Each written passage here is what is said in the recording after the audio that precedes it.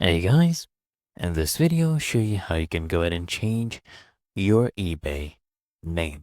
So once you're actually logged in, I want you to come here at the top left where you see your name, hover over here, and I want you to go ahead and click on account settings. Okay, click on this option and it will redirect you to this page.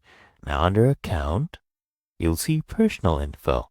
I want you to just go ahead and click on personal information. Okay, I've clicked on this. Now ask me to sign in again to continue. Basically, authenticate us, make sure that it is us making these changes. So I'll come here and continue with the login process. Okay, so it is loading currently. So just wait for this. And now we are on our personal information page.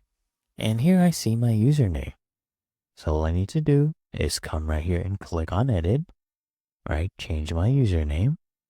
Let's change it to Pile Legend 2713.